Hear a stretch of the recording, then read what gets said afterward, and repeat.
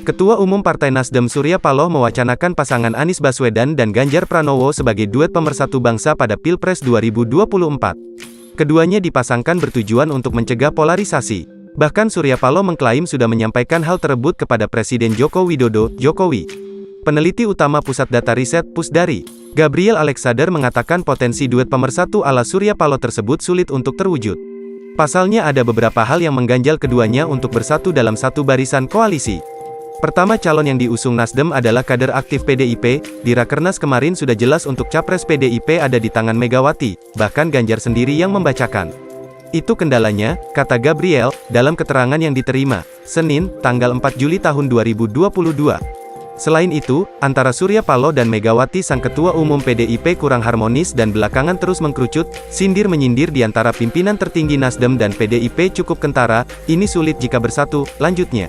Antara Surya Paloh dan Megawati, kata Gabriel, ibarat perang dingin yang secara diam-diam terlibat rivalitas, apalagi keduanya dianggap sebagai kingmaker pada Pilpres 2024. Tentu saja Anies yang sudah dicalonkan sebagai salah satu capres dari Nasdem, akan sulit untuk bertemu dengan Ganjar. Megawati secara tegas tidak ingin ada yang istilahnya begal-membegal kadernya, kecuali kader tersebut menyatakan keluar dari barisan Partai Moncong Putih, ujarnya. Lebih lanjut, Gabriel memprediksi Anies sulit dapat restu Presiden Jokowi mengingat tidak ada benang merah yang bisa menautkan garis politik Anies dengan Jokowi. Anies sulit dapat restu Jokowi, selain ada perbedaan garis politik, Pade juga pasti akan memutar rekaman kelam peristiwa Pilkada DKI lalu betapa politik identitas yang kuat menempel pada diri Anies. Sehingga sulit dan dipastikan tidak dapat restu, katanya.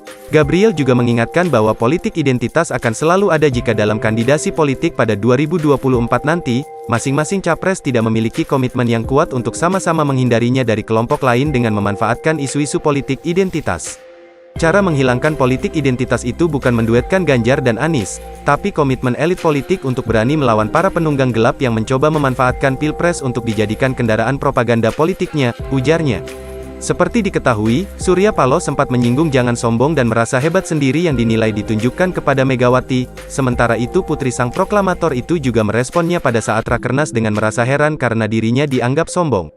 Itu kan Mega langsung meresponnya dengan merasa heran atas sentilan Surya Paloh. Mega mengatakan bahwa partainya tidak pernah menjelekkan parpol atau ketua umumnya itu pernyataan yang cukup jelas merespon perkataan SP, ungkap Gabriel. Rekam jejak perseteruan Surya dan Mega tidak hanya itu, Gabriel mengatakan saat pelantikan anggota DPR MPR periode tahun 2019 sampai tahun 2024 tertangkap kamera Mega nampak menyalami semua yang hadir menyambutnya kecuali Surya Paloh. Sehingga ini cukup krusial untuk mendekatkan Anies Ganjar atau Ganjar Anies, karena pucuk pimpinannya belum menunjukkan tanda-tanda akan berkolaborasi, ulasnya. Variabel yang cukup sulit untuk mewujudkan itu, lanjut Gabriel, basis konstituen antara Nasdem dan PDIP sama-sama berhaluan nasionalis sehingga tidak bisa merangkul kalangan Islam modern. Walaupun Anies kini dekat dengan kalangan Islam modernis, itu kurang cukup mewakili, kecuali PKS mau ikut join, tapi apakah PDIP akan mau? Belum tentu, ucapnya. Polarisasi yang terjadi saat ini, menurut Gabriel disebabkan bukan karena faktor dua orang tokoh kader terbaik bangsa tersebut tidak dalam satu lingkaran, melainkan ada pihak-pihak tertentu yang akan memanfaatkan Pilpres untuk terjadinya perpecahan. Momentum Pilpres tentunya akan dijadikan momentum oleh penumpang gelap yang akan memberikan label terhadap calon tertentu sebagai calon Islam versus calon PKI, anti-Islam. Kelompok fundamental ini akan terus memanasi hal tersebut, kita berharap Pilpres membawa kesejukan dan mendapat pemimpin yang terbaik buat NKRI, tandasnya.